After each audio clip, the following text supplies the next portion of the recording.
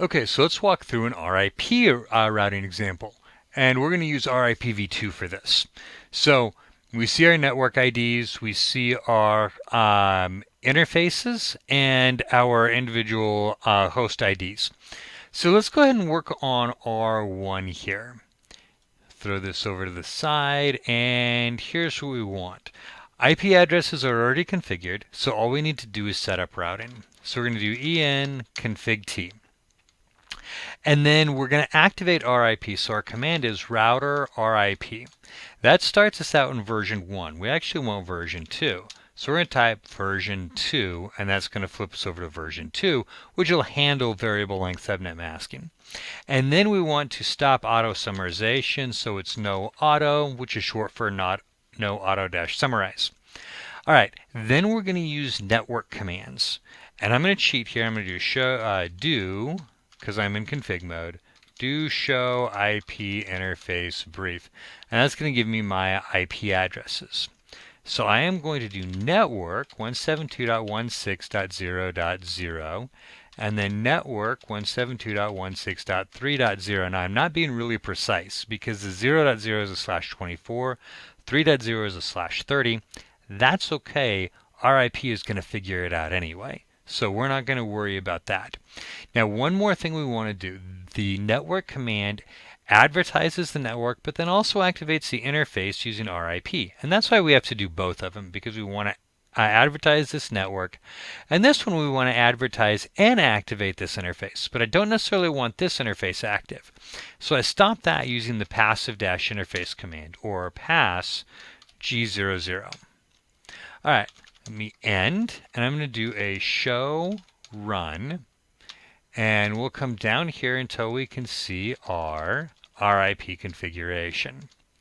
Now, notice when I did this, it gave me this, because I did both of my networks individually, and this came back with 172.16.0.0. Now, this is actually kind of funny, because RIP, even though RIPv2 is classless, it still sometimes thinks class full. And so it identifies that 172.16 as a class B network and assumes a /16. And I put in individual networks, but RIPv2 is going to say, let's just activate everything for that whole address range. Because even though it's classless, it still thinks class full. But it's not going to create a problem for us because we told it not to auto-summarize. Okay, let's go to R2. And we're going to do the same thing here. En config t router RIP version 2 no auto-summarize. Now this time, actually for this one, let's go ahead and put in all of our networks individually the way we normally would if it wasn't a class B. So it'd be network 172.16.1.0, network 172.16.3.0, and network 172.16.4. Whoops, not 4.0. No, network 172.16.4.0. Instead, let's do network 172.16.3.4. There we go. That's what we want.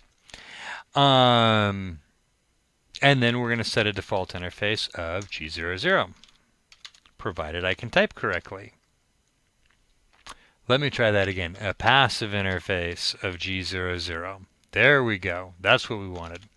So we're going to end out, and we're going to do show run. And we should see here again router RIP. Notice how it summarized everything. So let's look at our show IP protocols. And we're going to see router protocol is RIP, when we're sending updates, when the next one is due, our invalid, hold down, and flush timers. We're going to see that our default version, we're sending version 2, receiving version 2 on both of these interfaces. We're routing for the network 172.16.0.0, so that's going to be everything all-encompassing. We still have a passive interface of G00. And this right here, routing information sources, is telling us that, hey, we're picking up a route from R1. So 3.1, we're learning some routing information. So let's do a show IP route. and we should see 172.16.0.0/24. We learned through 3.1, and because we did the no auto summary, this is actually working correctly. Let's go ahead and go to R3, and we're going to do the same thing on R3, and then I'm going to show you one other thing on R3. So, en config t router RIP, we're going to set version 2, no auto summary. And then I'm just going to do the one network command, network 172.16.0.0. And we'll see if that works, because that should activate both of these networks.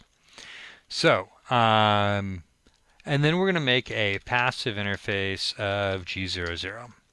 So I'm going to end, and I'm going to do a show IP route, and I'm learning 172.16.0, 1, 2, 3, and both the 3.0 and the 3.4.